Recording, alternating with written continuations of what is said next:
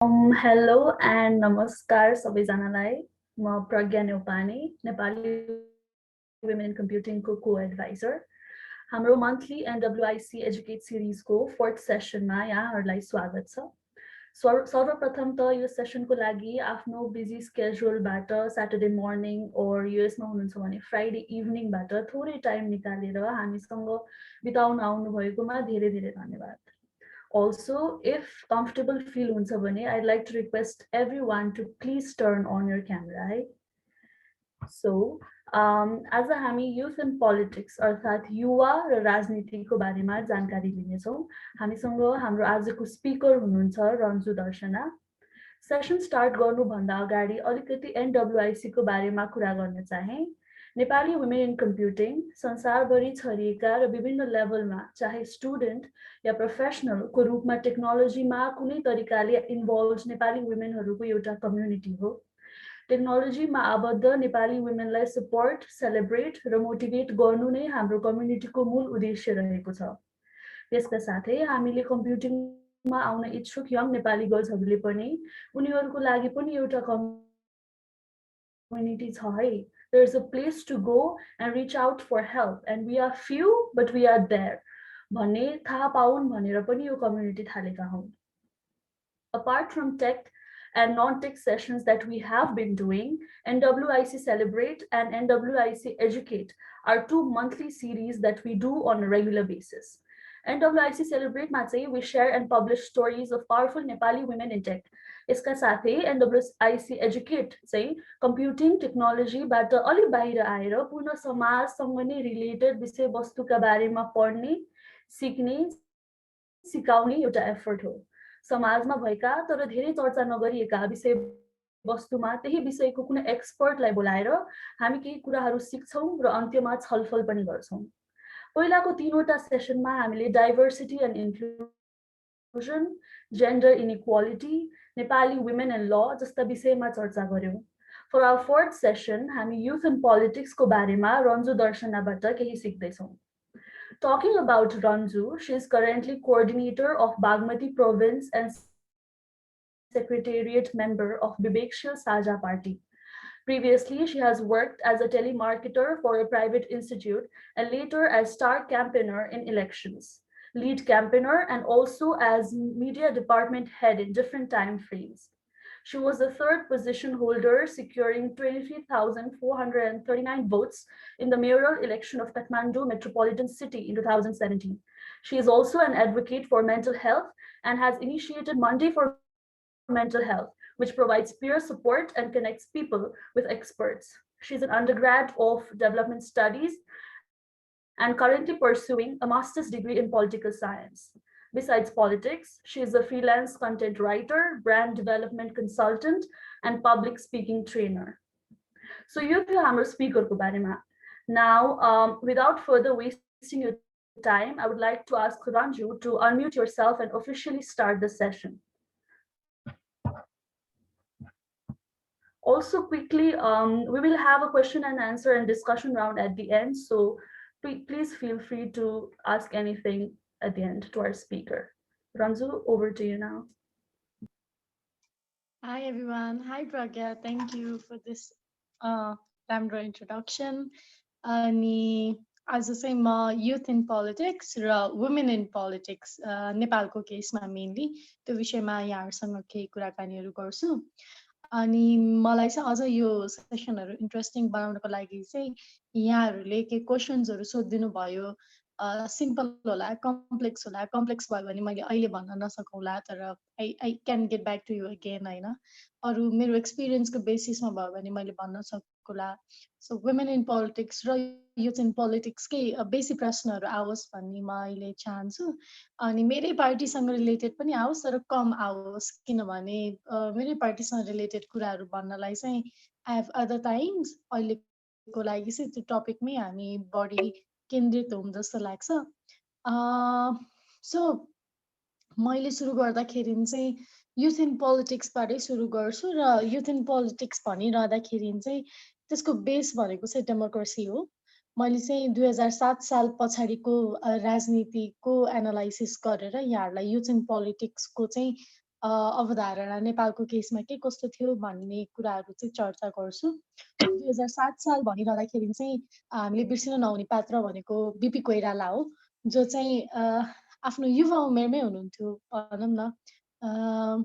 युवा उमेरमा पनि हामीले चाहिँ अब early youth stage, middle youth stage, late youth stage भनेर क्याटेगोराइज गऱ्यौँ भनेदेखि चाहिँ उहाँ चाहिँ मिड युवा स्टेज पार गरेर अर्ली लेट स्टेजमा हुनुहुन्थ्यो कि जस्तो मलाई लाग्छ होइन, बिपी कोइराला।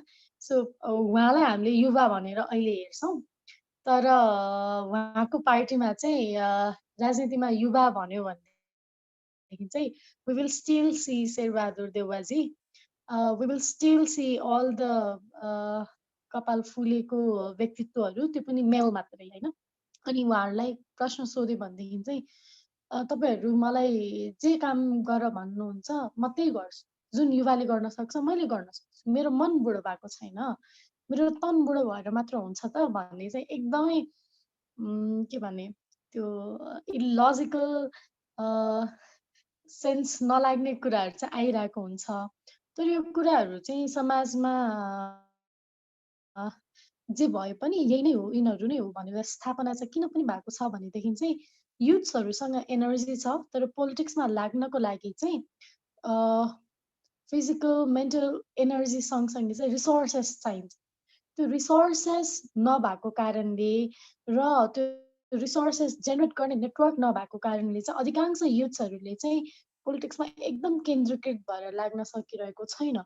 र युवा स्टेजमा जस्तै नेपालकै केसमा भनौँ होइन, ब्याचलर्स सकिसके पछाडि छोराछोरी दुवैको चाहिँ अब बिहे गरिदिनुपर्छ भन्नेतिर गइरहेको हुन्छ। बिहे गरिदिनु पर्यो, परिवार पाल्न पर्यो भनेर गइदिइरहेको हुन्छ होइन। अनि अब उसलाई त परिवार पाल्ने प्रेसर बढी छ, उसको ब्याकग्राउन्ड चाहिँ अलिकति राम्रो छ, उसको बाजे अथवा घर परिवारको सम्पत्ति छ, केही बिजनेसहरू गरेछ भनेदेखि उसलाई अलिकति इजी हुन्छ। तर जसको छैन उसले चाहिँ कहिले पनि पोलिटिक्समा ध्यान नै दिन पाएको छैन। ऊ पढ्छ, ऊ इन्ट्रेस्टेड छ, तर उसले चाहिँ पोलिटिक्समा उसको पार्टीको एकदमै ठुलो हुन्छ नि, एकदम मच्योर्ड भइसकेको रिटायरमेन्ट लिनुपर्ने नेताहरूलाई चाहिँ बाइपास गर्नलाई उसँग आफ्नै कारणहरूले गर्दाखेरि चाहिँ बाटो पुगिरहेको छैन। त्यो एउटा। अर्को चाहिँ पोलिटिकल पार्टीमा चाहिँ त्यो हाइरार्किकल सिस्टम यस्तो डिप रुटेड छ, त्यसलाई जरादेखि उखाल्नको लागि चाहिँ त्यही मच्योर मान्छेहरू जसले चाहिँ होइन युथ लिडरसिप हुनुपर्छ भन्ने खोज्छ र युथहरूको एउटा ग्रुप नै हुनुपर्छ स्ट्रङली त्यसलाई बाइपास गर्नको लागि। र पोलिटिकल पार्टिजभित्रहरू चाहिँ त्यस्तो बाइपास गर्ने भनेको महाधिवेशनबाट हो, जेनरल एसेम्ब्लीबाट हो, जुन चाहिँ पार्टीको हुन्छ नि नीतिअनुसार 4 वर्ष 5 वर्ष कहिले हुन्छ, पार्टीको समग्र सदस्यहरू लिएर आएर आफ्नो एजेन्डाहरू पास गर्न पाइन्छ, त्यहाँबाट हो। तर महाधिवेशनसम्म पनि त्यो युथ पुग्न सकिरहेको छैन। त्यही भएर नेपालको अधिकांश पोलिटिकल पार्टिजहरूमा चाहिँ हामीले युथ भनेर चाहिँ सायद हुन्छ नि भाषणमा चाहिँ सुन्छौँ, तर युथ नै भनेर चाहिँ कुनै पनि पोजिसनमा देखिरहेका छैनौँ। अनि अर्को कुरा चाहिँ युथलाई चाहिँ युथसँग रिलेटेड भातृ सङ्गठनहरूमा मात्रै लिमिट गरिदिनु नै बेटर हो भन्ने पनि सोचाइ छ। यो चाहिँ किन पनि सोचाइ छ भनेदेखि चाहिँ पोलिटिक्स भनेको चाहिँ भारी भारी शब्द बोकेर चाहिँ गर्ने कुरा हो। पोलिटिक्स भनेको चाहिँ एकदमै सिरियस भएर मात्र गर्ने कुरा हो। हुन त यो सिरियस भएर गर्ने कुरा हो, तर द्याट डजन्ट मिन कि त्यहाँभित्र चाहिँ केही फन एलिमेन्ट हुँदैन भन्ने चाहिँ हुँदैन। अनि पोलिटिक्समा चाहिँ अब जस्तै मैले भारी भारी सिद्धान्तका शब्दहरू बोलिनको अर्थ यो होइन कि मसँग भिजन छैन, र अधिकांश युथहरूलाई चाहिँ त्यही नै भइरहेको छ। अनि अहिलेको झन् मेरो जमानाको युथहरूलाई चाहिँ झनै गाह्रो परिरहेको छ, किनभने उनीहरूले कन्सेप्ट्सहरू बुझेको छ, तर भारी भारी शब्द चाहिँ चुज गर्दैन उनीहरूले, द्याट्स देयर चोइस। जुन चाहिँ पहिलेदेखि इस्टाब्लिस हुनुभएको ठुलो नेताहरूले चाहिँ यसलाई बोल्नै आउँदैन, यसले सिद्धान्तकै कुरा गर्दैन, यसले चाहिँ फलानु ठुलो नेतालाई कोटै गरेन, अथवा मञ्चमा भाषण गर्न जाँदाखेरि चाहिँ 5 मिनट लामो चाहिँ त्यो एड्रेस गर्ने हुन्छ कि यहाँ आदरणीय यस सभाका सभापतिज्यू, अध्यक्षज्यू, यो ज्यू त्यो ज्यू एकदम धेरै हुन्छ होइन। त्यसलाई ले एड्रेस गरेन, युथले गर्नै जान्दैन, यिनीहरूलाई त केही आउँदैन भन्ने नेचरले चाहिँ नेपालमा स्ट्याब्लिस भएको छ। सो त्यो कारणले पनि हामीले युथ्स इन पोलिटिक्स भन्ने कुरालाई चाहिँ एक्सनमै देख्नलाई सितिमिति चाहिँ पाउँदैनौँ भन्ने चाहिँ यो म एज अ युथको अल्टरनेटिभ पोलिटिकल पार्टीमा भएको युथको चाहिँ एक्सपिरियन्स हो। र यो चाहिँ अल्टरनेटिभ पोलिटिकल पार्टीभन्दा बाहेकको पार्टिजहरूलाई हेरेर हो, किनभने सत्तामा उहाँ हुनुहुन्छ, रिसोर्सहरू मोबिलाइजेसन गर्ने पोजिसनमा उहाँहरू हुनुहुन्छ, पावरमा उहाँहरू हुनुहुन्छ। सो उहाँहरूसँग हामीभन्दा चाहिँ थोरै टाइममा धेरै गर्न सक्ने चाहिँ अपर्च्युनिटी छ। अनि अल्टरनेटिभ पोलिटिकल पार्टीभित्र पनि युथ्सहरू नै छ। यद्यपि मैले सुरुमै उल्लेख गरेको प्रब्लम, उनीहरूसँग रिसोर्सको कमी र नेटवर्कको कमी, जहाँबाट त्यो रिसोर्स जेनेरेट गर्न सकिन्छ। त्यही कारणले पनि धेरैजना चाहिँ त्यो जर्नीमा छुट्दै जानुभएको हुनसक्छ। प्रज्ञा, मैले युथ इन पोलिटिक्समा चाहिँ यति नै लिमिट गरेँ। अनि यहाँ साथीहरूको केही छ भनेदेखि चाहिँ अहिले नै हुन्छ नि 1-2 वटा प्रश्न आयो भनेदेखि अनि म कन्टिन्यू गर्छु। Okay. So if you have any questions, please unmute गरेर सोध्दा हुन्छ है।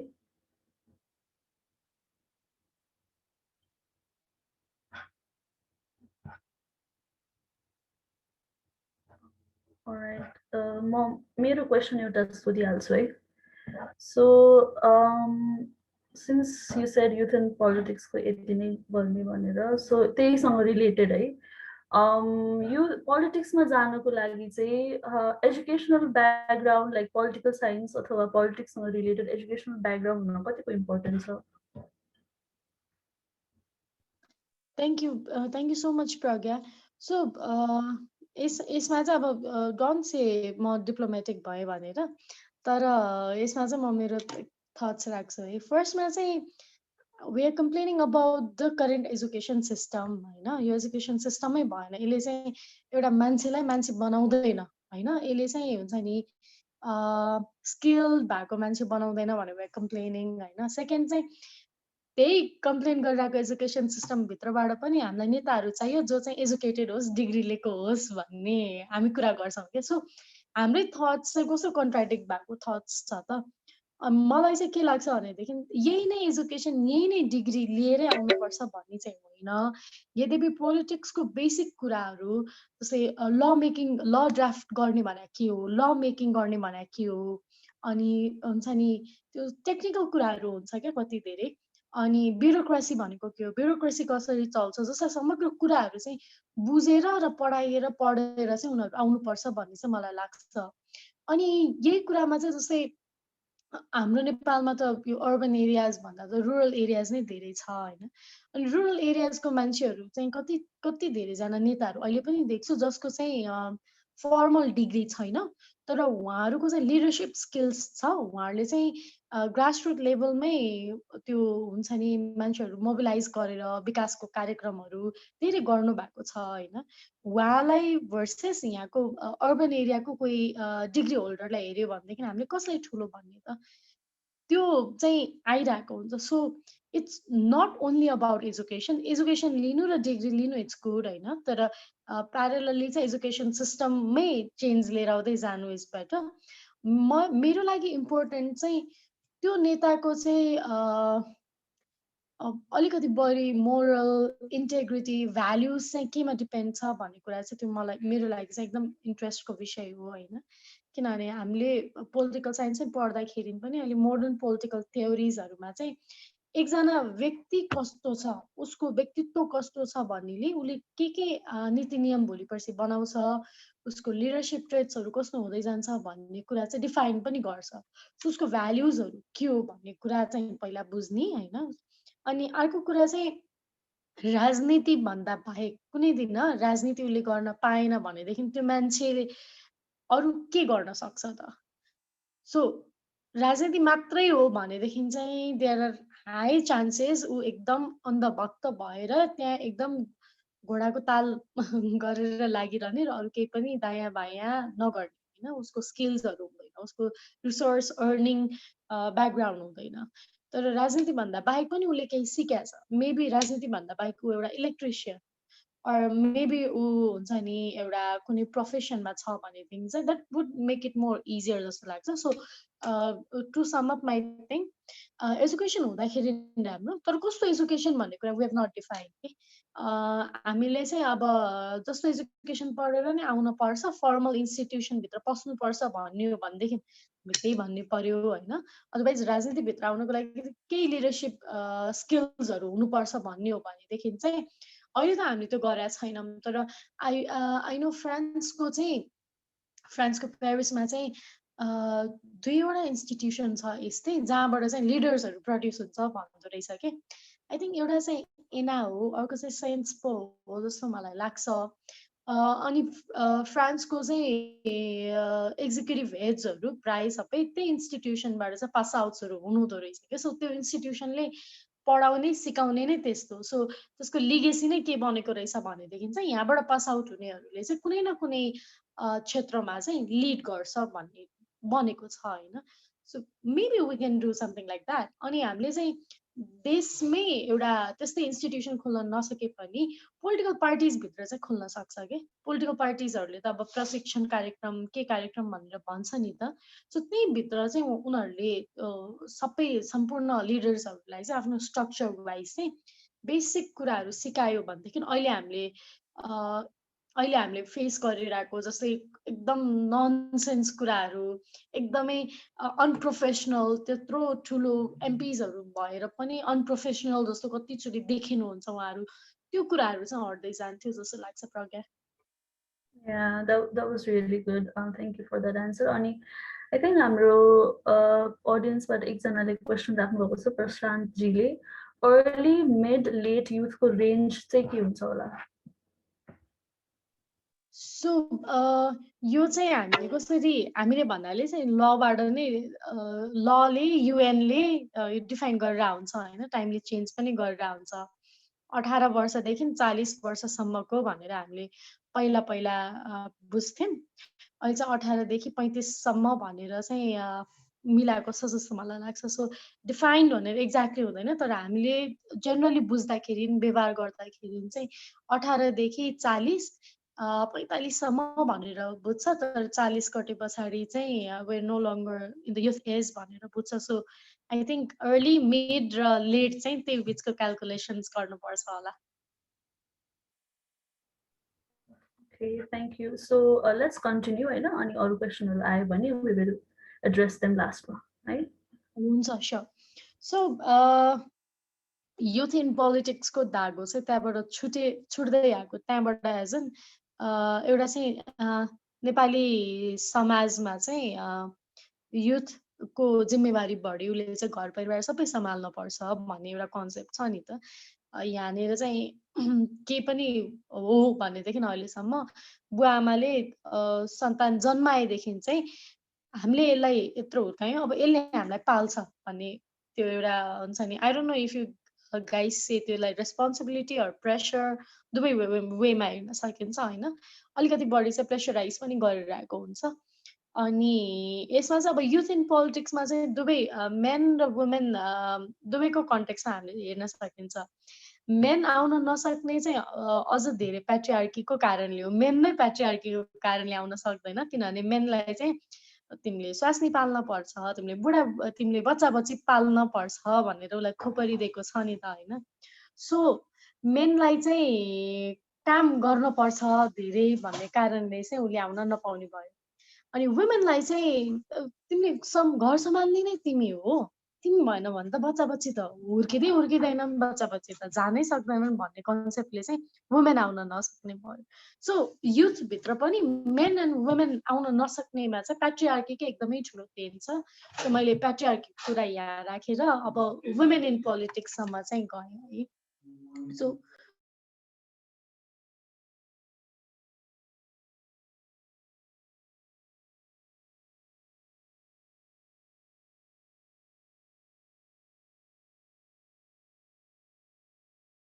Sorry guys.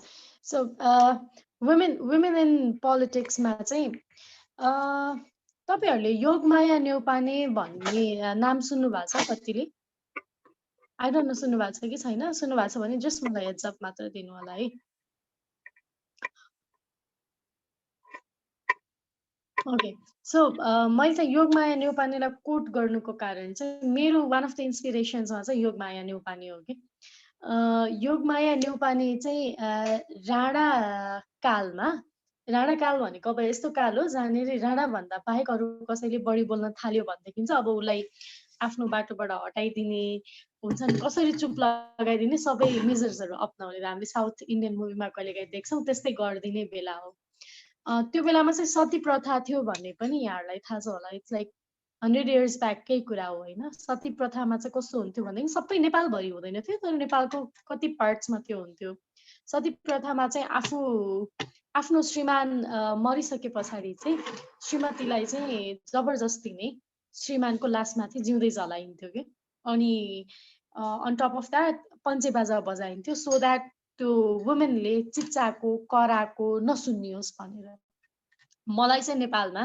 सती प्रथाको त अन्त्य भयो तर सती प्रथाको अवशेष चाहिँ सकेको छैन भन्ने लाग्छ र म women in politics women in पार्लियामेन्टको कुराहरू गर्दाखेरि चाहिँ सुरुमै यही कुरा भन्छु यो कुरा किन भन्छु भनेदेखि वुमेनहरूले पोलिटिक्समा र पोलिटिक्सभित्र पनि पार्लियामेन्ट अनि लोकल लेभल्सहरूमा पोजिसन पाएको चाहिँ ल इन्फोर्समेन्टको कारणले मात्रै हो यदि हाम्रो लमा 33% वुमेनले चाहिँ सिट पाउनु पर्छ भनेर लेखेको हुँदैन थियो भनेदेखि चाहिँ वुमेनले कहीँ कतैबाट पनि आफूलाई चाहिँ त्यो पोजिसन्सहरूमा देख्दैनथे पाउँदैनथे किनभने यो क्षेत्र भनेको चाहिँ पुरुषकै लागि मात्र कल्पना गरेर बनाएको क्षेत्र हो आई रिपिटेड पोलिटिक्स भन्ने क्षेत्र चाहिँ मेन फ्रेन्डली बनाएको क्षेत्र हो उसले कहिले पनि यहाँ वुमेन आउँछ भनेर सोच्दै सोचेन सो इफ यु गो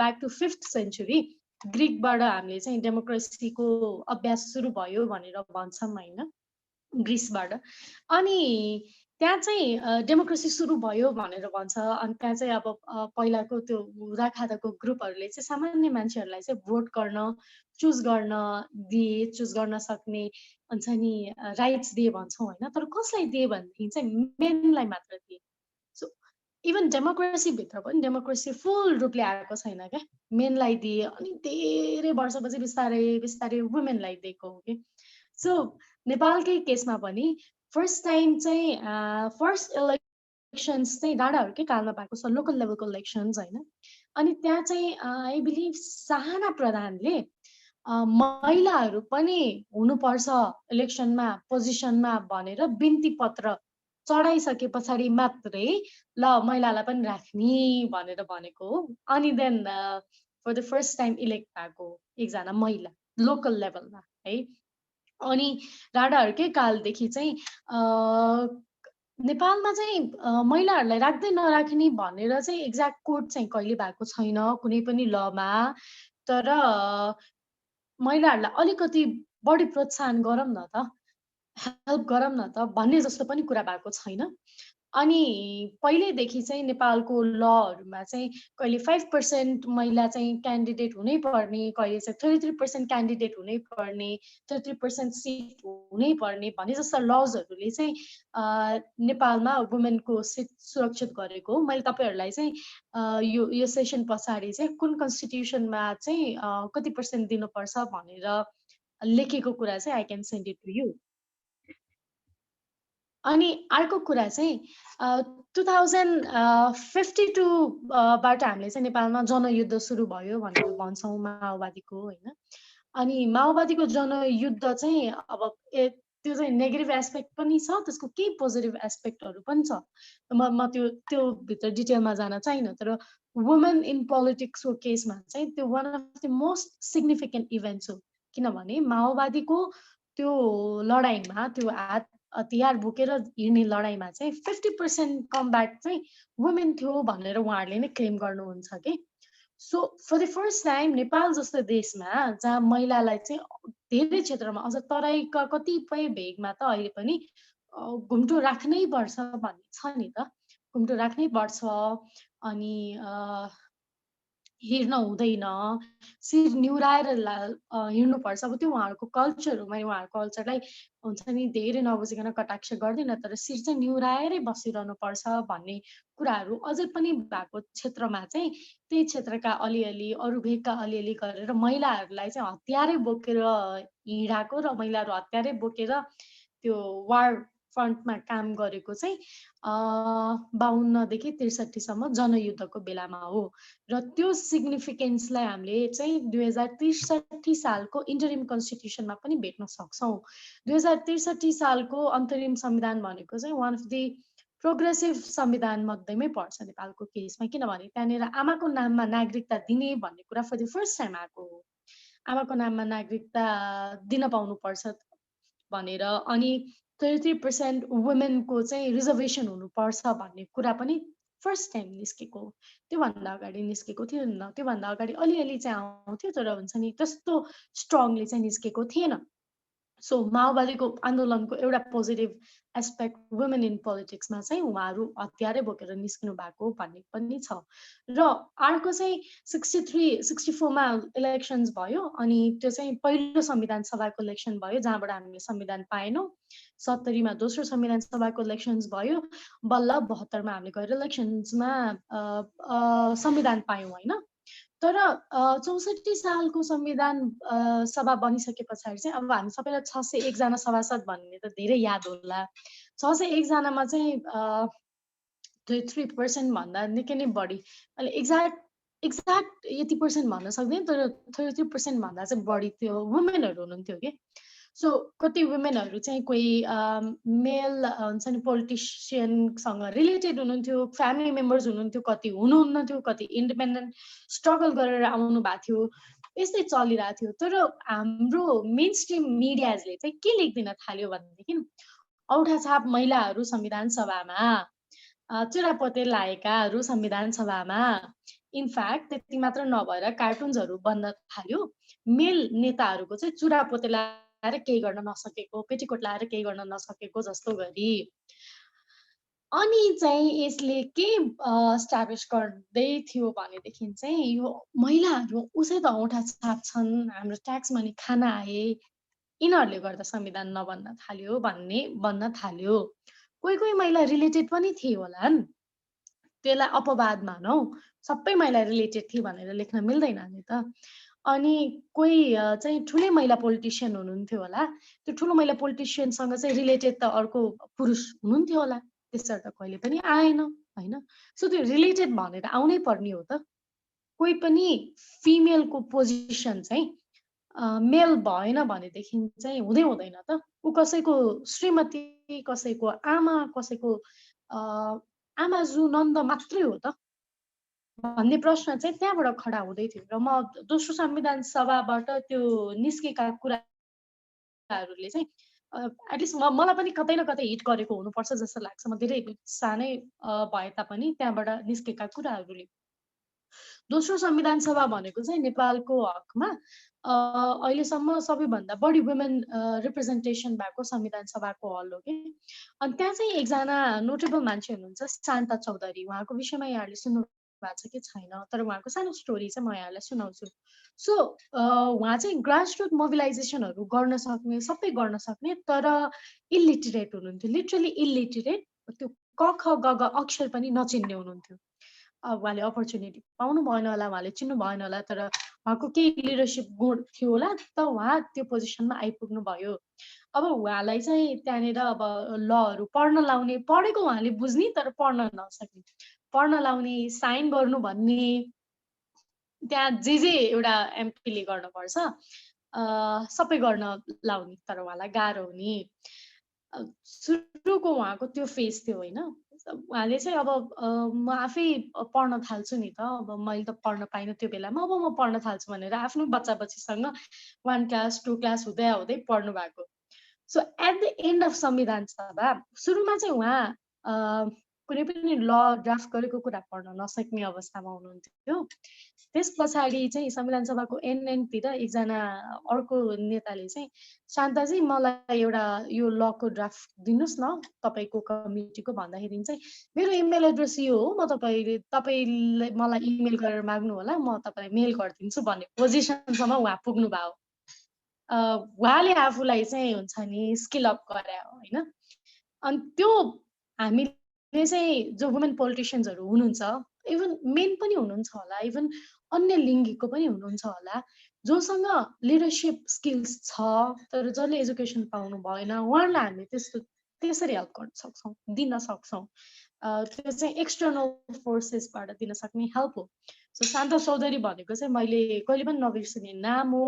उहाँको त्यो कन्सिस्टेन्सी हो, उहाँको त्यो के गरौँ भन्ने एउटा भित्रैबाट आउने इन्थुजियाजम हो।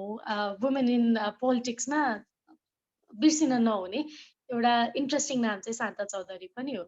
र 2070 को इलेक्सन्स संविधान सभाको चुनावबाट चाहिँ म एक्टिभ छु। मैले चाहिँ क्याम्पेनिङ गरेरै धेरै एक्टिभ भएको हो।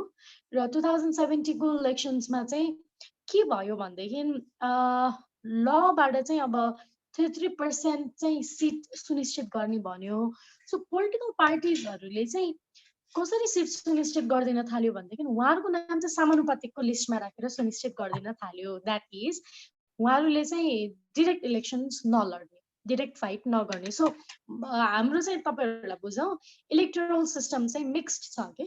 मिक्स्ड इलेक्टोरल सिस्टम भनेको चाहिँ डिरेक्ट पनि उठ्ने र समानुपातिक रूपमा पनि रिप्रेजेन्ट हुने भन्ने खालको छ। डिरेक्ट उठ्ने भनेको चाहिँ कस्तो भनेदेखि if I get the candidacy from my party, मैले चाहिँ घर घरमा गएर चाहिँ मलाई भोट हाल्नु है, म हो क्यान्डिडेट भन्दै जान पाउने भएँ। समानुपातिक भनेको चाहिँ त्यो पार्टीलाई भोट हालिसके पछाडि त्यसको केही रेसियोमा त्यो समानुपातिकको लिस्ट अनुसार चाहिँ यतिजनाले चाहिँ सिट पाउनु भयो, यतिजनाले पाउनु भएन भन्ने खालको एउटा कन्सेप्ट। धेरैलाई चाहिँ समानुपातिकमा राखिदिनु भयो, महिलाहरूलाई समानुपातिकमा राखिदिनु भयो र कतिले जित्नु भयो, कतिले जित्नु भएन। अब पार्टीले कति भोट पाउँछ भन्ने कुराले त्यसलाई निर्धारण गर्छ होइन। तर यहाँनिर चाहिँ समानुपातिकमा राखिदिएर के चाहिँ वुमेनहरूले पाएनन् भनेदेखि वुमेनहरूले फेल हुन पाएनन् के। पास त उनीहरू हुन्थ्यो होला बिस्तारै, तर फेलै हुन नपाए पछाडि चाहिँ उनीहरूको स्किल बिल्डअप हुँदैन। सो डिरेक्ट लड्नु र समानुपातिकबाट लड्नुको लडेर पुग्ने ठाउँ त एउटै हो, तर त्यो एक्सपिरियन्सहरू एकदमै इनरिच चाहिँ डिरेक्टबाट हुन्छ होइन। यद्यपि ट्विस्ट र सस्पेन्स त अझ यहाँ छँदैछ। ट्विस्ट र सस्पेन्स के छ भनेदेखि नेपाली भोटर्सहरू अधिकांश चाहिँ एकदमै एक्टिभ र अवेर चाहिँ मेल भोटर्स हुनुहुन्छ। सो वुमेनहरूलाई चाहिँ अझ केही समय चाहिँ समानुपातिक लिस्टमै बसेर पार्लियामेन्टमा जानलाई चाहिँ अलिक फाइदा छ भन्छु म। किनभने अधिकांश मेल भोटर्स र मेल भोटर्स मात्र होइन, अधिकांश एक्टिभ अवेर अलर्ट चाहिँ मेल भोटर्स हुनुहुन्छ कि। फिमेल भोटर्स चाहिँ मेल भोटर्सको सङ्ख्यामा थोरै हुनुहुन्छ जो चाहिँ अवेर एक्टिभ हुनुहुन्छ होइन, जसको मात्र भोट पाएर चाहिँ वुमेन जान चाहिँ अलिकति पोसिबल छैन। र पोलिटिकल पार्टिजहरूले पनि वुमेनहरूलाई त्यस्तो ठाउँबाट उठाउने जहाँ पार्टी कमजोर छ, जहाँ अरू पार्टी बलियो छ।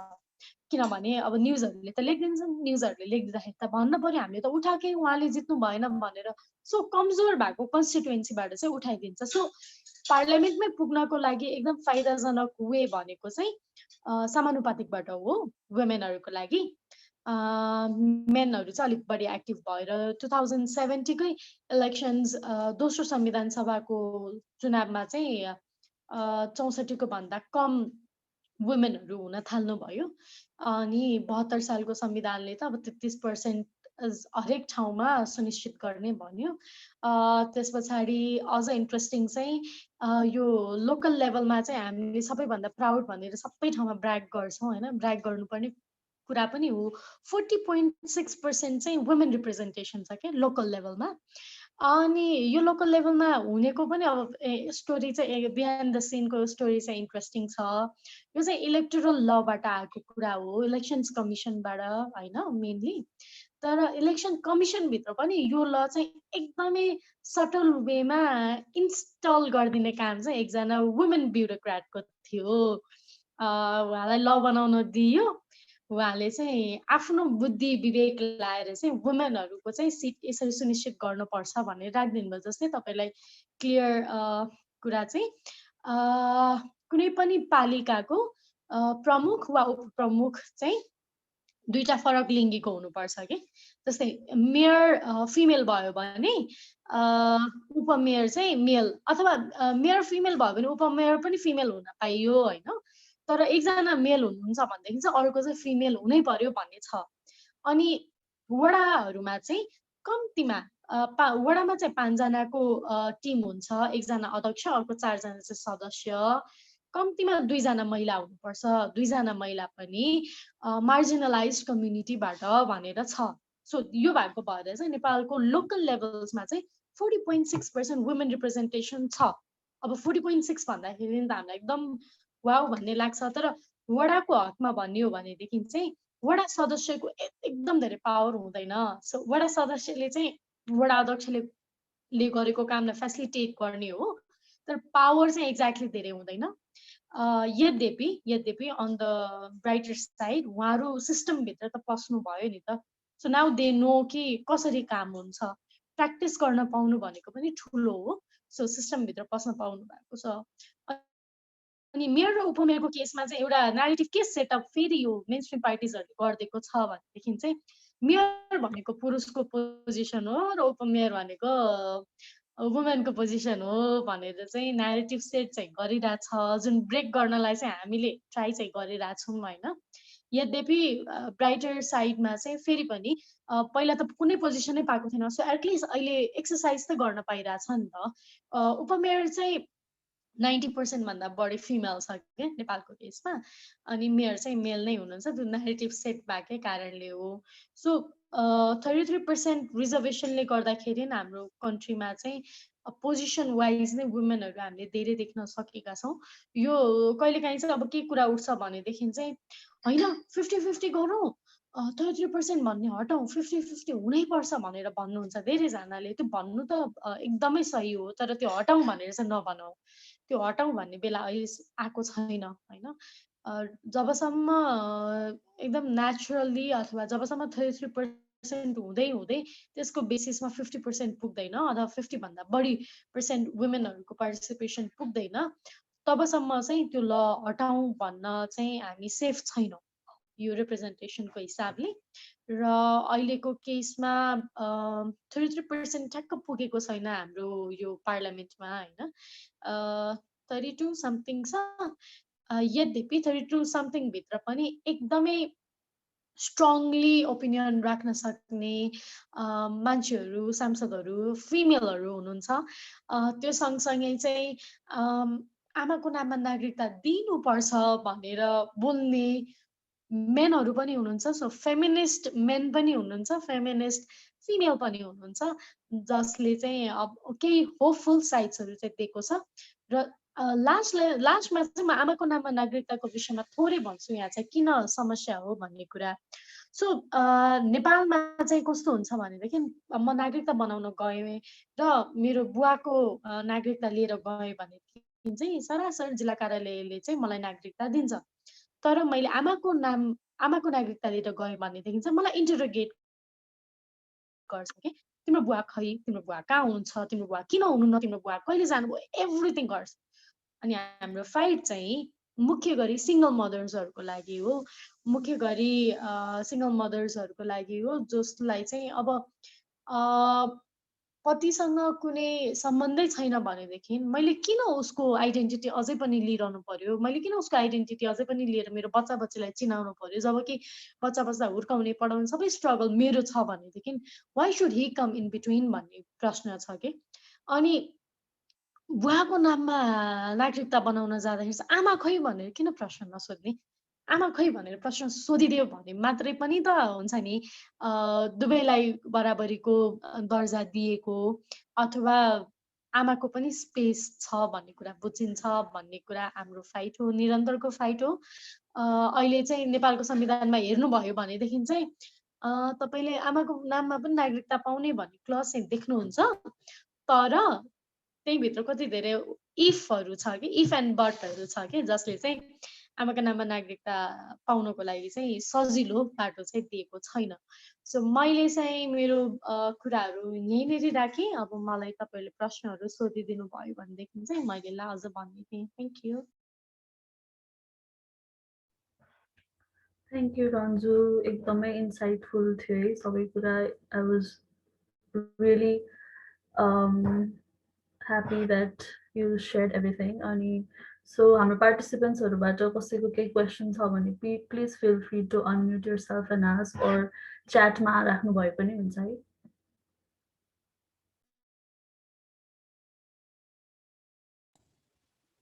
हेलो, मेरो एउटा क्वेसन छ है। हाई रन्जुदी, it was very nice hearing you.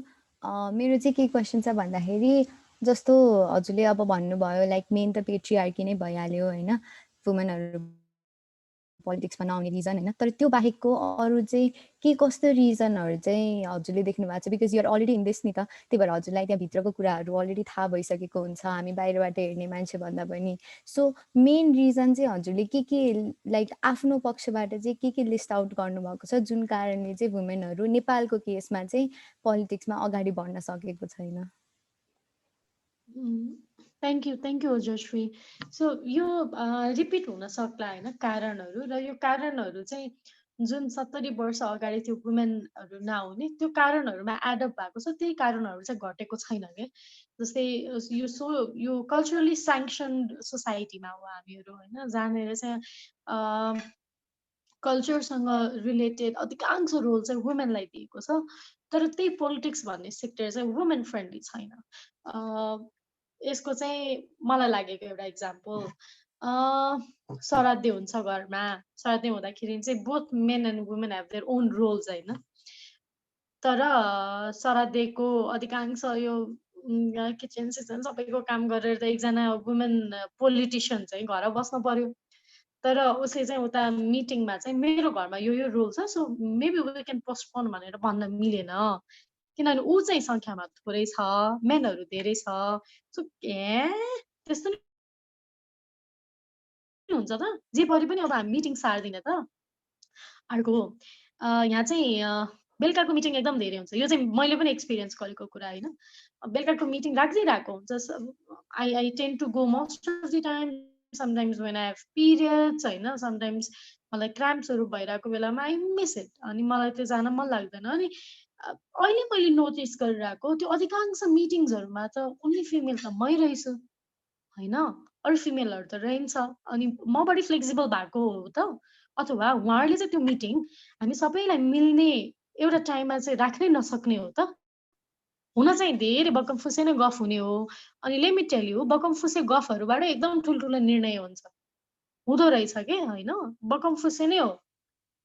अनि अब I should not be saying this पनि लाग्छ, तर देयर आर सो मेनी बकमफुसे टाइम्स जहाँनिरबाट चाहिँ पार्टीभित्रको र देशलाई नै इम्प्याक्ट गर्ने ठुलो निर्णयहरू लिइरहेको हुन्छ। अनि त्यो टाइम चाहिँ यस्तो न्यारेटिभ सेट गर्दछ कि राति दिउँसो बिहान केही नभनिकन पोलिटिक्समा लाग्नुपर्छ अरे भनेर सेट गर्दछ। अरू केही नभनिकन लाग्न सक्ने चाहिँ फेरि मेन मात्रै हो, वुमेन होइन भने पछाडि त यो पोलिटिक्सलाई चाहिँ वुमेन फ्रेन्डली सेक्टर बनाउन सकेको छैन।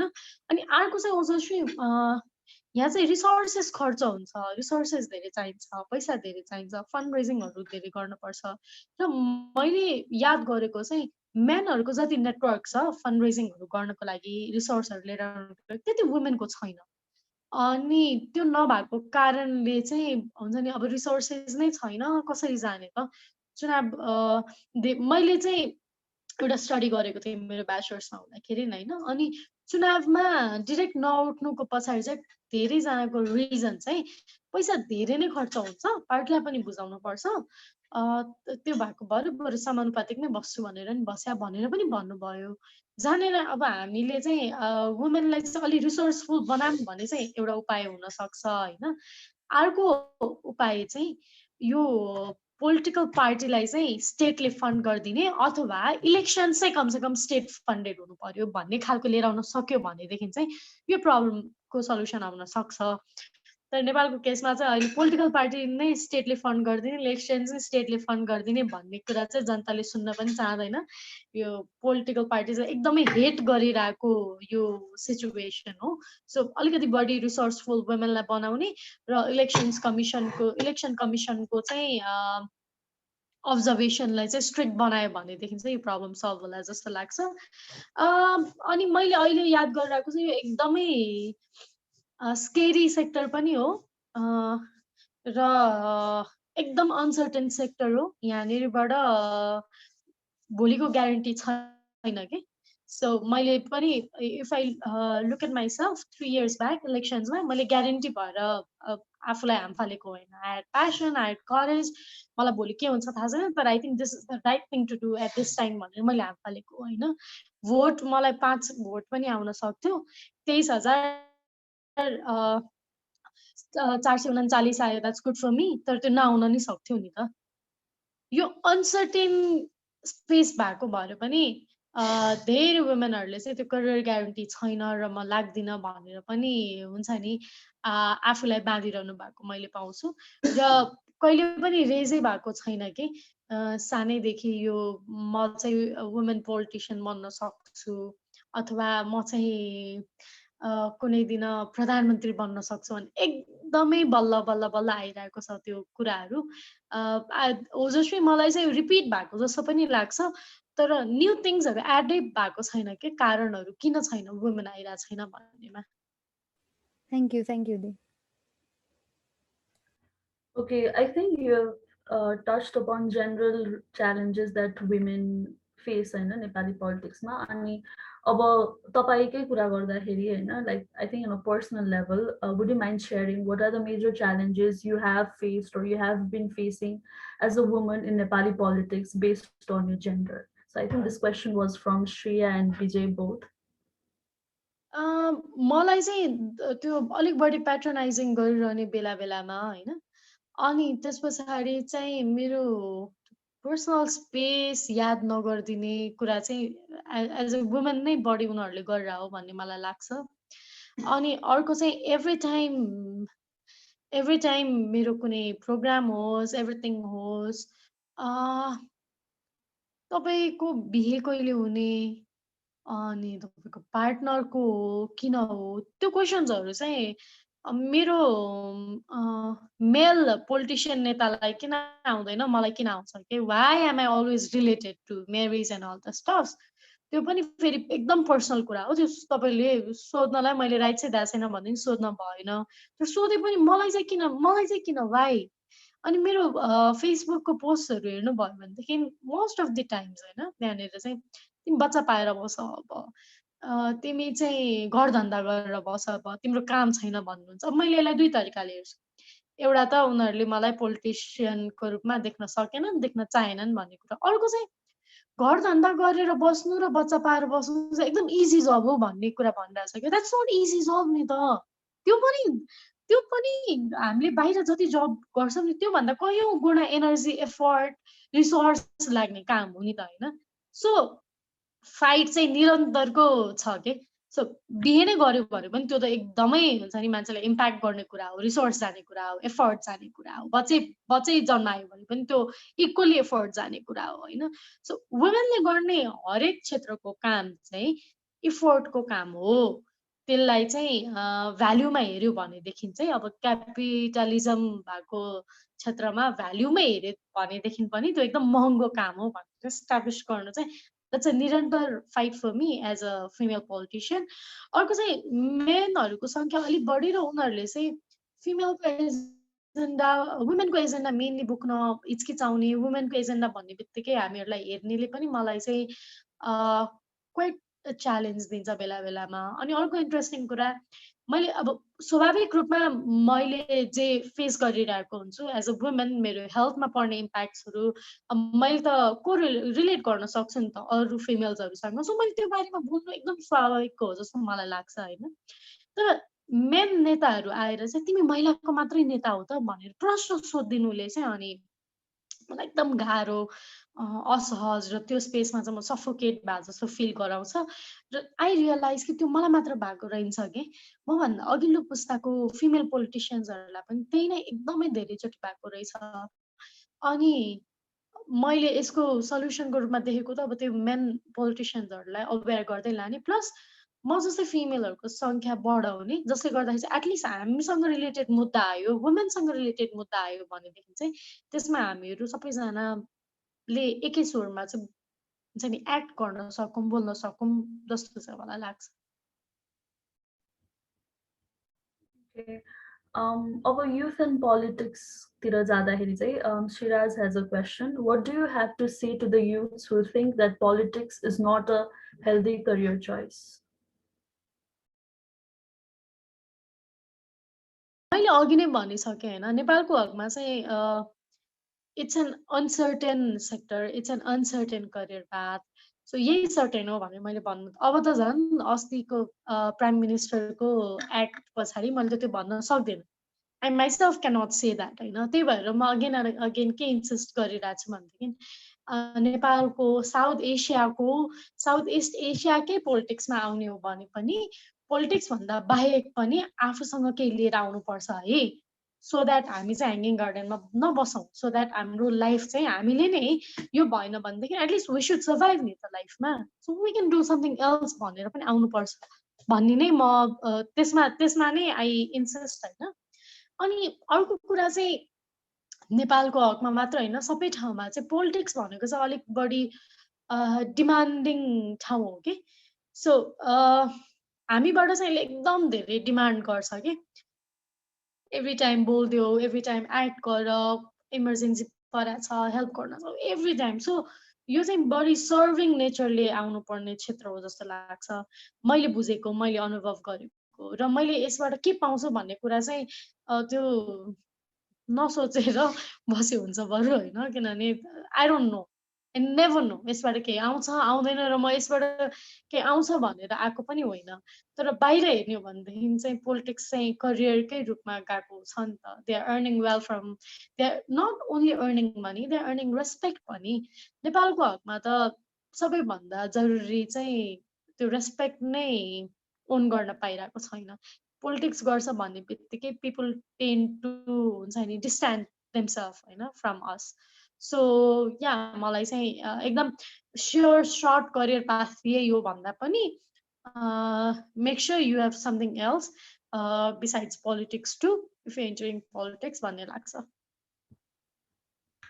Okay, so you're saying that the alternative career path, income generating career path भएर अनि त्यसपछि पोलिटिक्समा आउँदा चाहिँ बढी फ्रुटफुल हुन्छ हैन? Okay. Yes. So moving on, we have a question from Vijay. Right?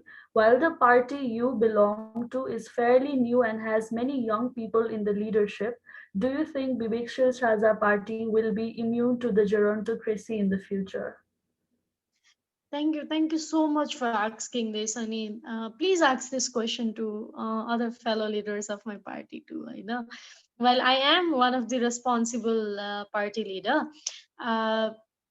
I'm not the only one just saying you solve. Not the only one just matre गरेर solve हुन्छ के. So 20 years ahead from now, हाम्रो political पार्टीमा चाहिँ त्यो बेलाको युथ्सहरू चाहिँ एकदम कम आउन थाल्यो भनेदेखि चाहिँ I'm scared I'm afraid to say this हामीले पनि त्यही त्यो जेनेरेसनल टाइपको पोलिटिक्समै हामी फस्छौँ होइन तर अहिलेसम्मको ट्रेन्ड हेर्दाखेरि चाहिँ हामीले चाहिँ we have been able to attract youths जो चाहिँ पार्टीभित्र आएर लिडरसिप पोजिसनमा काम गर्न सक्नुहुन्छ बिसाइड्स द्याट हामीले केही पोलिसिजहरू बनाएको छौँ जसले चाहिँ युथको पार्टिसिपेसनलाई चाहिँ इन्स्योर जसरी नै गर्छ सो हाम्रो पोलिसिजमा चाहिँ 21 इयर्स को युथहरूले चाहिँ यतिजना युथहरू चाहिँ सेन्ट्रल कमिटीमा हुनै पर्ने 80% चाहिँ हुनै पर्ने भन्ने चाहिँ त्यो बनाएको छौँ होइन अब मलाई चाहिँ आफैलाई एकदम कन्ट्राडिक्सन चाहिँ लाग्यो थियो सुरुमा अब युथ बेस्ड पार्टी भए पछाडि त त्यस्तो रिजर्भेसन त बरु ज्येष्ठ नागरिकलाई पो राखिदिने हो कि भन्ने चाहिँ मलाई लागेको थियो सुरुमा हाउएभर दुवै उमेर समूहलाई चाहिँ त्यो राखिदिएर जाँदाखेरि चाहिँ नकारात्मक चाहिँ होइन रहेछ भन्ने पनि लाग्यो प्लस अब मैले उमेरको कुरा गरिरहेको छु गाइज। मलाई के लाग्छ भनेदेखि युथ भनेको चाहिँ हामीले जति नै माने पनि नमाने पनि फिलोसफिकल भए पनि उमेर हो र उमेर सँगसँगै त्यसमा आउने केही क्वालिटिजहरू चाहिँ हो। सो म चाहिँ युवाको उमेरमा छु तर म क्रिएटिभ छैन अनि प्रोग्रेसिभ छैन अनि अहिलेको हुन्छ नि मोडर्न डेजबाट अपडेटेड छैन भनेदेखि चाहिँ उमेरले मात्र युवा हो होइन, तर गुणले चाहिँ ऊ युवा होइन भनेर बुझ्नुपर्छ। तर बढी चाहिँ युवा भनेको चाहिँ उमेर नै हो। मैले चाहिँ इन्स्टल नै गरेँ। अब आई डोन्ट थिङ्क म चाहिँ 30 इयर्स पछि युवा हुन्छु अनि मेबी यो रेकर्डिङ त्यतिन्जेलसम्म पनि हुन्छ होइन। त्यतिखेर चाहिँ म अलिकति बढी मेटर गर्ने पोजिसनमा हुन्छ होला, पोलिटिक्समै हुन्छु होला, तर म युवा हो भन्ने चाहिँ भन्दिनँ होला जस्तो लाग्छ। Okay. So women in politics में हेर्नु पर्दा हैन, यो चाहिँ मेरो क्वेसन हो। लास्ट सेसनमा चाहिँ हामीले हाउ नेपाली ल इज बायस टुवर्ड्स वुमेन भन्ने एउटा सेसन गरेको थियौँ हैन।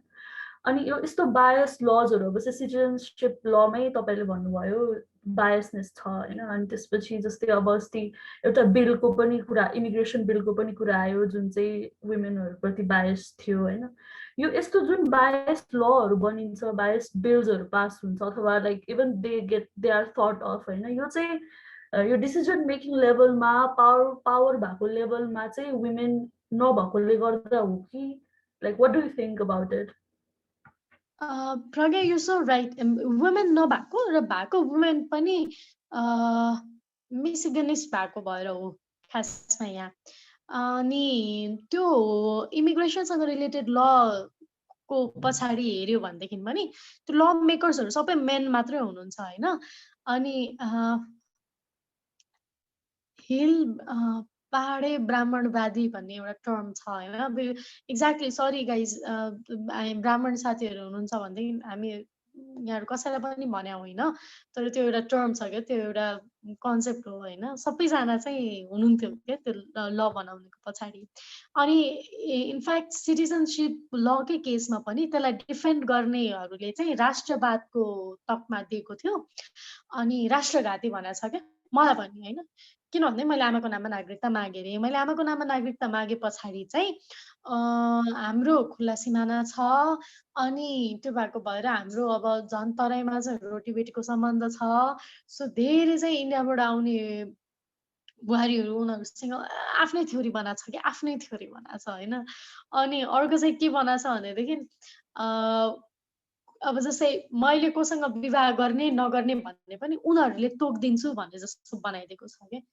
कसरी भनेदेखि यदि मैले चाहिँ फरेनरसँग बिहे गरेँ भनेदेखि चाहिँ मेरो छोराछोरीलाई चाहिँ मैले नेपालमै राखेर पनि वंशजको नागरिकता दिन मिल्दैन अरे। किनभने ऊ फरेनरको बच्चा हो, मेरो बच्चा भनेर भन्दैन क्या, बाउको बच्चा हो भन्छ होइन। त्यहाँनिर नै त्यो एकदमै बायस छ र यो बायसनेसहरूलाई कराउने चिच्चाउने मान्छेहरू चाहिँ बिस्तारै बिल्डअप भइरहेको भएर पनि अब चाहिँ उनीहरू अलिअलि चाहिँ झस्किरहेको छ होइन। इनफ्याक्ट प्रधानमन्त्रीले नै भाषणको बेलामा महिलाहरूले यही नागरिकताको विषय र अरू महिलासँग सम्बन्धित विषयहरू उठाउँदाखेरि चाहिँ धेरै ट्याउ ट्याउ नगरे हुन्छ भने होइन। सो वी आर दिस ट्याउ ट्याउ ग्रुप जसले गर्दाखेरि चाहिँ उहाँहरूले चाहिँ अब यस्तो लजहरू लिएरै हाल्नु भयो भने पनि पिस पाउनु हुँदैन। अनि आई थिङ्क अहिलेको सिचुएसनको ब्युटी चाहिँ मलाई यही लागेको थियो होइन। किनभनेदेखि 40-50 इयर्स ब्याक हाम्रो मम्मीहरूको पालामा, हाम्रो हजुरआमाहरूको पालामा चाहिँ उहाँहरू अहिले हामी जसरी बोल्न चाहिँ पाइरहनु भएको थिएन। हामी जसरी चाहिँ यो ल चाहिँ मलाई अफेन्सिभ लाग्यो है, यो लले चाहिँ हामीलाई राम्रो गर्दैन है भन्न पाउनु भएको थिएन, अहिले हामीले भन्न पाइरहेको छौँ नि त। सो आई थिङ्क अहिले चाहिँ अलिकति त्यस्ता लजहरू आए पनि समाज चाहिँ थोरै भए पनि प्रोग्रेसिभ भइरहेको छ जसले चाहिँ त्यसलाई यो चाहिँ हामी अब्जेक्ट गर्छौँ भनेर बोल्न सकिरहेको छ प्रज्ञा। Okay, त्यही कन्टेक्स्टमा so do you think if law making पोजिसनमा डिसिजन मेकिङ लेभलमा ज्यादा वुमेनहरू भयो भने चाहिँ डु यु थिङ्क यस्तो बायस लजहरू कम हुन सक्छ फ्युचरमा? प्रज्ञा, मोस्ट प्रोबेबली होइन, मोस्ट प्रोबेबली। किनभनेदेखि चाहिँ वुमेनको जेन्डर अथवा बायोलोजिकल सेक्स भजाइनालाई हेरेर मात्रै उसको चाहिँ हरेक थट्स चाहिँ वुमेन फ्रेन्डली हुन्छ भनेर सोच्न मिलेन होइन। सो वुमेन भित्र पनि कति एमपिजहरू हुनुहुन्थ्यो जसले चाहिँ यो मदरको नेममा सिटिजनसिप आउनु हुँदैन, यसले चाहिँ देश बेचिन्छ भनेर कुरा गर्नुभएको थियो क्या।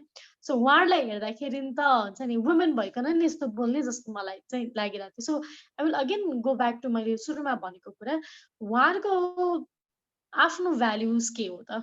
उहाँहरूले पहिलेदेखि उठाइरहेका मुद्दाहरू, बोलिरहेका कुराहरू प्रोग्रेसिभ थिए कि थिएनन् त भन्ने कुरालाई याद गरेर मात्रै उहाँहरूलाई त्यस्तो सेन्सिटिभ कमिटीमा राख्नुपर्छ भन्ने मलाई लाग्छ, सो द्याट त्यो प्रोग्रेसिभ लजहरू चाहिँ पास हुनबाट रोक्न चाहिँ नसकियोस्। Okay. So there's a question by Shruti. For those who have grown up outside of Nepal, how can we get involved in Nepali politics to help and give back to the country? Is our role primarily advocacy, or is there a role for us that can help solve some of these problems? Thank you so much Shruti. खासमा तपाईँको क्वेसनमै answer छ होइन, सबै roles छ तपाईँहरूको। In fact तपाईँहरूसँग चाहिँ voting rights पनि हुनुपर्छ भन्ने कुरा चाहिँ हामीले यताबाट डिमान्ड गरिरहेको होइन। नेपालीहरू जो बाहिर हुनुहुन्छ उहाँहरूले चाहिँ लले दिएसम्म, उहाँहरू उताको सिटिजन्स नभएसम्म चाहिँ नेपालमा भोट गर्न पाउनुपर्छ। नेपालको इलेक्सन्स, नेपालको डेमोक्रेसीमा चाहिँ उहाँहरूको पनि अधिकार हुनुपर्छ भन्ने कुरा चाहिँ उठाइरहेको छ। सर्वोच्च अदालतले चाहिँ अग्री गरिसक्यो, तर नेपालको एक्जिक्युटिभ बडीबाट चाहिँ त्यसलाई कार्यान्वयनमा ल्याउन अझ केही समय लाग्छ, किनभने हामीसँग त्यस्तो रिसोर्सेसहरू चाहिँ भइसकेको छैन। One thing. अर्को कुरा चाहिँ जस्तै अघि भनेको कुराहरू थियो नि, शान्ता चौधरीको कुरा उहाँले पढ्न पाउनुभयो, स्किल्सको कुरा पाउनुभयो। वुमेनहरूले अथवा जो बाहिर बस्नु भएको नेपालीहरू हुनुहुन्छ उहाँहरूको उताको नेटवर्कले चाहिँ यताको वर्दी नेताहरूलाई चाहिँ हेल्प गर्न सक्छ कि। जस्तै यो सोसल मिडिया टेक्नोलोजीको जमानामा चाहिँ maybe your help could be उहाँहरूको सोसल मिडिया पेजेस म्यानेज गरिदिएर, उहाँहरूलाई सोसल मिडियामा यसरी प्रेजेन्ट हुनुपर्छ भनेर सिकाइदिएर, उहाँहरूको वेबसाइट क्रिएट गरिदिएर, अथवा हुन्छ नि जुन चाहिँ तपाईँहरूले त्यहाँ बसेर पनि दिन सक्नुहुन्छ एउटा कुरा। अनि अर्को कुरा चाहिँ यो एकदम सटल हो र हुन्छ नि नट नेसेसरी हो जस्तो साउन्ड गर्न सक्छ, तर बिङ एन एडभोकेट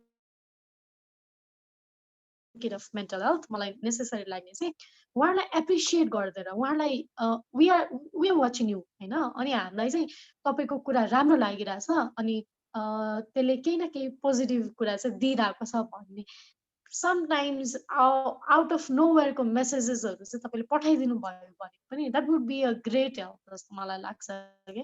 एउटा चाहिँ तपाईँहरूको स्किल्स जे छ त्यही अनुसारको तपाईँहरूले हेल्प अथवा सपोर्ट गर्नको लागि you can reach out.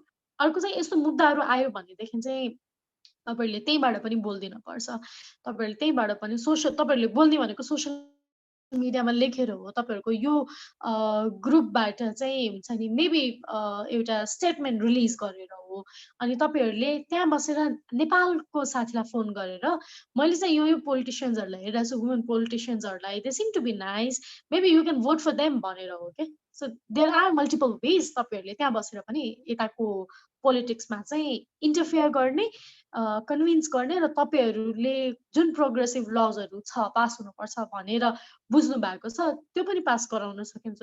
Indirect wage हो, तर I think you guys can do that. Okay, so we are running out of time, but we do have time for one last question by Neeraj. Neeraj asks that if someone is to move from abroad with Bidesco government ideologies, what are some key shock that person should prepare for, except the obvious ones like blunt corruption, nepotism, etc.? Oh my God. Okay. No, be ready to get depressed, guys. Sorry, I should not say this. तर उताबाट आएको मान्छेहरूलाई चाहिँ हामीलाई निकै suffocation हुन्छ कि। Suffocation because timely काम गरिदिँदैन होइन, सफोकेसन बिकज उहाँहरूको थर र मेरो थर मिल्यो भने चाँडो काम हुन्छ, थर मिलेन भने चाँडो काम हुँदैन। नेपोटिजम मात्र होइन, नेटवर्किङले गर्दाखेरि पनि हो। तर अन द ब्राइटर साइड यो digital Nepal digital Nepal framework अनि नेपाल गभर्मेन्टको धेरै सर्भिसेसहरू डिजिटलाइजेसन गर्ने भन्ने प्रोसेसमा गएको छ। सबै सर्भिसेसहरू चाहिँ डिजिटलाइजेसन भएको छैन, तर त्यो वेमा चाहिँ अघि बढ्न थालेको अर्थ चाहिँ तपाईँहरू एकदमै हुन्छ नि पहिला जस्तो पुरै अपसेट हुनुपर्ने अनि यहाँ आएर एकदम पश्चाताप गर्नुपर्ने सिचुएसन चाहिँ कम हुँदैछ। यद्यपि तपाईँहरूलाई अहिले नै हुन्छ नि एभ्रिथिङ चाहिँ अहिले नै हटिसक्यो भनेर त मैले भन्दिनँ होइन, तर तपाईँहरूलाई केही समय चाहिँ यहाँनिर एडजस्ट गर्न नै एकदमै गाह्रो हुन्छ, not only because of the government but because of the society and because of the same people, same family members होइन, not only from the government के। तपाईँहरूले यहाँनिर आइसके पछाडि तपाईँको इन्डिभिजुअल स्पेस नपाउने, तपाईँको पर्सनल स्पेस थाहै नपाइकन इन्भेड भएको हुने जस्ता कुराहरू चाहिँ सोसाइटीबाटै भेट्नुहुन्छ र त्यो सोसाइटी चाहिँ परिवर्तन भएको छैन। गभर्मेन्टको सिस्टम एकदम धीमा धीमा परिवर्तन भएको जस्तै सोसाइटीभित्रको मेम्बर्सहरूको पनि ताल त्यही नै छ। अर्को चाहिँ आई वुड से अहिले चाहिँ सोसियल मिडियाको पावर अलिकति बढी भएको छ होइन। सोसियल मिडियाको पावर जस्तै आई से टिकटकमा चाहिँ आई थिङ्क एकजना दिदीले एउटा सरकारी कार्यालयमा चाहिँ धाउँदा धाउँदा कामै नभइसके पछाडि चाहिँ उहाँले त्यहाँ ताला मारिदिएर तालाको चाबी चाहिँ कहाँ फ्यालिदिनु भएको थियो क्या रिसाएर, लिटरली उहाँले गर्नुभएको थियो होइन। अनि त्यो कुन चाहिँले टिकटक बनाएर हाल्थ्यो। टिकटक त अब एकदमै भाइरल हुने भयो नि त। त्यो टिकटकमा भाइरल भएको कारण नै त्यो सम्बन्धित निकायमा पुगेर त्यो प्रब्लम सल्भ भएको छ। So there are so many things like this you can do now. तपाईँहरूलाई जेन्युन लागेको केस जुन तपाईँहरूले पाउनु भएको छैन त्यसलाई एकदमै प्रेजेन्टेबल वेमा सोसियल मिडियामा अपलोड गर्नुहोस्, हेल्प सिक गर्नुहोस्। ग्रुप आउँछ, एउटा ग्रुप आउँछ जसले चाहिँ सो ओके यो चाहिँ रङ भयो, यस्तो गर्न हुँदैन, वी आर हियर भनेर। अनि त्यो ग्रुप आउने बित्तिकै चाहिँ सम्बन्धित निकायहरू चाहिँ डराउने, यो काम चाँडै चाँडै गर्नुपर्ने भन्ने अवस्थामा पुग्छ र त्यो वेले भए पनि हुन्छ नि चाहिँ निराश धेरै चाहिँ हुन पर्दैन। दो बाहिर चाहिँ सिस्टम छ त्यो कहिले पनि गर्न पर्दैन, नेपालमा चाहिँ त्यसको पावर छ भनौँ अहिले। Okay, I think Vijay raised his hand. Vijay, feel free to unmute yourself and ask. Hello सबैजनालाई, रन्जुजीलाई पनि एकदमै धेरै थ्याङ्क यू भन्न चाहन्छु। धेरै नै इन्लाइटनिङ र एकदमै लर्न गर्न पाएँ हजुरको यो सेसनबाट। मलाई चाहिँ के सोध्न मन छ भन्दाखेरि चाहिँ म भर्खर इन्डियाबाट फर्केको होइन, अनि इन्डियामा म चाहिँ मास्टर्स पनि पढिरहेको थिएँ अनि साथसाथ काम पनि गर्थेँ। यो कोरोनाभन्दा अगाडिसम्म चाहिँ अलिअलि काम पनि गरिरहेको थिएँ। अनि मेरो काममा चाहिँ I have to go to मान्छेको घरहरूमा गएर उहाँहरूलाई चाहिँ भेट्नुपर्ने हुन्थ्यो। अनि त्यहाँ चाहिँ मैले के देखेँ भन्दाखेरि चाहिँ इन्डियाको बेङ्गलोरमा चाहिँ एकदमै सम्भ्रान्त वर्गका मान्छेहरू हुन्छ नि, एकदम एजुकेटेड सोकल एजुकेटेड पिपलहरू अझ युवाहरू पनि कस्तो कुरा गर्ने भन्दाखेरि जस्तै मसँग कुराकानी हुँदाखेरि एउटा पोइन्टमा चाहिँ उहाँहरू चाहिँ के कस्तो कुरा गर्छ इन्डियाकै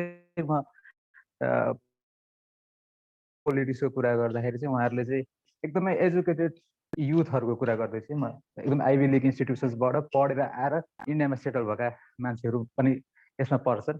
उहाँहरूले कस्तो कुरा गर्नुहुन्थ्यो भन्दाखेरि चाहिँ हुन्छ नि हिन्दुत्वलाई चाहिँ प्रोत्साहन गर्ने अथवा चाहिँ कस्तो न्यारेटिभ पेडल गर्न खोज्ने भन्दाखेरि चाहिँ मुगलहरू आएर चाहिँ इन्डिया बिगारेको हो, त्यही भएर मुसलमानहरूलाई चाहिँ यहाँबाट खेद्नुपर्छ जस्ता कुराहरू चाहिँ मलाई हुन्छ नि त्यो प्राइभेटली भन्नुहुन्थ्यो कि। एन्ड अहिले म नेपाल फर्केको छु अनि मलाई चाहिँ एउटा के डर छ भन्दाखेरि चाहिँ अहिलेसम्म चाहिँ मैले जे जति बुझेको छु नेपाली युथहरूको बारेमा त्यति डोगमेटिक र त्यति बिगोटेड भएको छैनौँ हामी जति इन्डियामा छन् जस्तो लाग्छ मलाई। अनि त्यस्तो हुन नदिन चाहिँ एकदमै हामी पढे लेखेका युथहरू नै त्यस्तो डोगमेटिक नहौँ, त्यस्तो बिगोटेड नहौँ अथवा त्यस्ता रिग्रेसिभ आइडियाजहरूलाई आत्मसात नगरौँ। यसको लागि चाहिँ हामीले के गर्न पर्ला एज अ पोलिटिकल एक्टिभिस्ट अनि एज अ लिडर तपाईँलाई चाहिँ के गर्नुपर्छ जस्तो लाग्छ। Thank you. Thank you so much Vijayji. So Pragya यो हाम्रो लास्ट क्वेसन हो? Yes, I think so. Okay, so त्यस्तो रिग्रेसिभ र एक्सट्रिम युवाहरू त नेपालमा छैन, हुन सक्ने चान्सेस चाहिँ छ बाई द टाइम, तर धेरै हुँदैन किनभने दे एक्चुअली डोन्ट केयर होइन। First they don't care, second they are very हुन्छ नि they have very limited content on के को बारेमा भन्ने के नभन्ने भनेर, विच समटाइम्स इज अ हुन्छ नि good thing to see also जस्तो मलाई लाग्छ। सो म तपाईँहरूलाई एकदम ब्लन्ट कुरा भन्छु यहाँनिर। मेरो इलेक्सन्स हुँदाखेरि चाहिँ मलाई त्यो के भन्ने स्टिग्मेटाइज गर्नको लागि अथवा नकारात्मक भन्नको लागि के एउटा कुरा फैलाइयो भनेदेखि चाहिँ यो चाहिँ क्रिस्चियन हो, यो चाहिँ क्रिस्चियन हो त्यही भएर यसलाई भोट नहाल्नु होला, अथवा यो क्रिस्चियन हो भनेर मात्र फैलाइदियो होइन। अनि अहिले नेपालमा चाहिँ क्रिस्चियनमा पनि त्यो अलिक एक्सट्रिम क्रिस्चियनहरू परिवर्तन हुने त्यो ट्रेन्ड बढिरहेको छ, त्यसको आफ्नै स्टोरीहरू यहाँहरू हेर्नु होला। अनि त्यसमा चाहिँ किन एक्सट्रिममा भन्छु भनेदेखि त्यो जेनरल क्रिस्चियन जसलाई मैले जो चिनेको छु क्याथोलिक क्रिस्चियन हो, उहाँले कहिले पनि अरूहरू चाहिँ शैतान हो, अरूहरू चाहिँ मोन्स्टर हो भनेर भनिरहेको हुँदैन। तर अहिले लेटली परिवर्तन भएकोहरूले चाहिँ अरूहरू चाहिँ शैतान हो, मोन्स्टर हो, जस्ट अरू रिलिजनको मान्छे, अरू फेथहरूलाई चाहिँ अलिकति गाह्रो हुन्छ नि, सुन्दाखेरि असहज पर्ने गरी बोलिदिएको हुन्छ। सो यहाँनिर चाहिँ एकदम थाहा नपाउँदो सटल झगडा जस्तो, हेट जस्तो, झगडा जस्तो होइन, हेट जस्तो कुराहरू निस्किरहेछ होइन।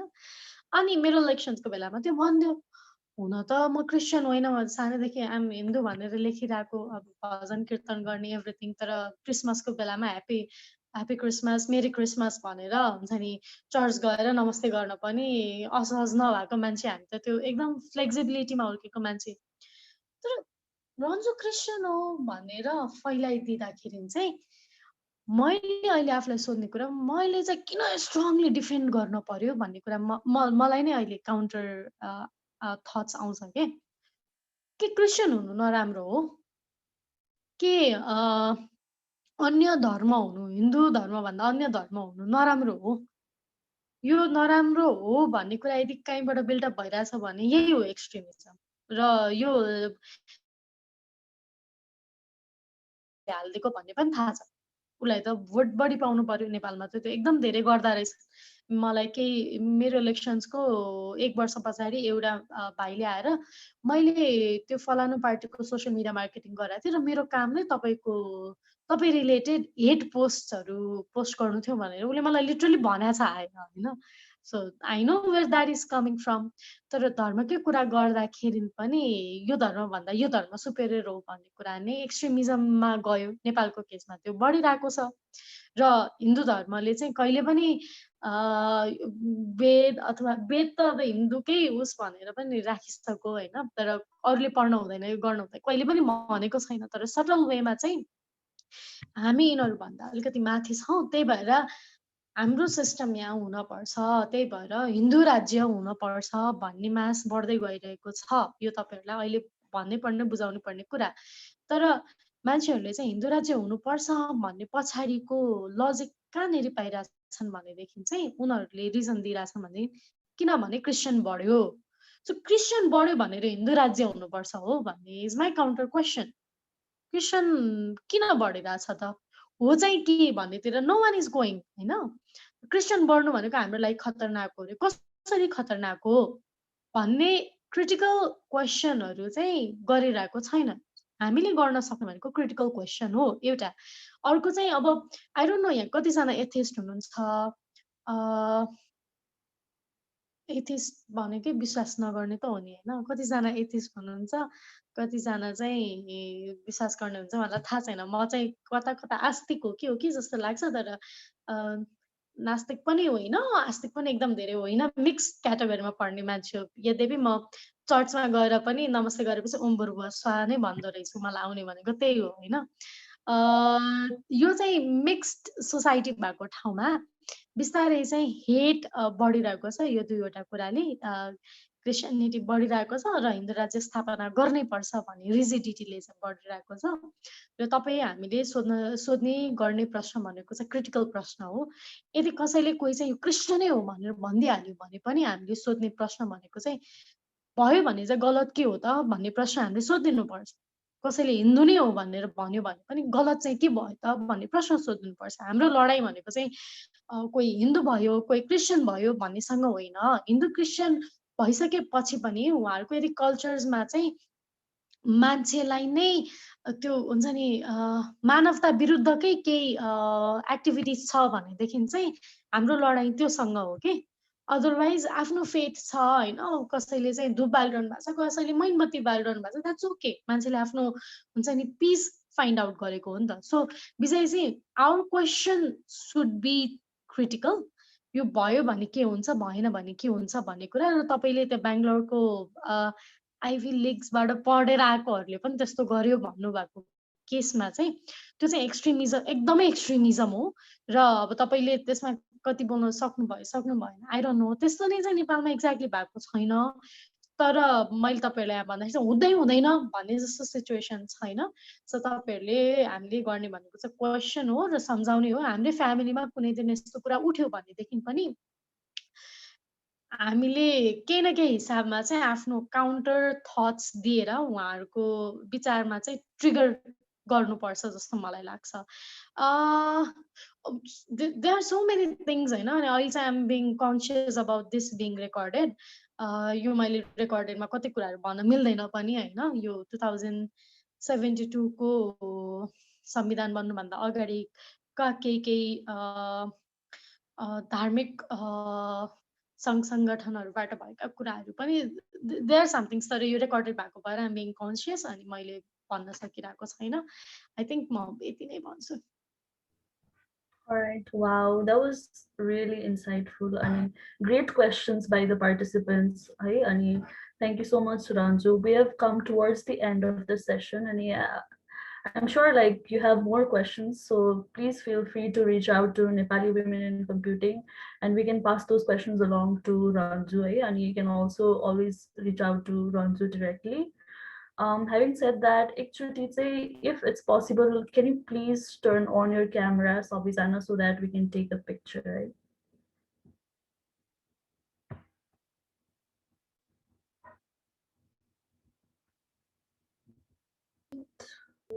So much everyone for being so patient and attending this session throughout the end. Thank you so much, Ranju. I think हाम्रो पहिलाको सेसन चाहिँ त्यो हाम्रो नेपाली वुमेन र लसँग रिलेटेड थियो नि त। अनि त्यसको लागि एकदम राम्रो फलोअप सेसन भयो कि यो ठ्याक्क अब ल मेकिङ पोजिसनमा अथवा पोलिटिक्समा वुमेनको इन्भल्भमेन्ट अथवा युथ एन्ड पोलिटिक्सको रिलेटेड जुन हाम्रो डिस्कस लाइक क्वेसन एन्सर राउन्डहरूदेखि लिएर तपाईँले गर्नुभएको प्रेजेन्टेसन होइन, it was really insightful, and I'm sure like this will motivate some people to engage in politics, to enter politics. And yeah, it was great. Thank you so much. Thank you everyone for staying tuned till the last moment. And yeah, I think we can wrap up the session now.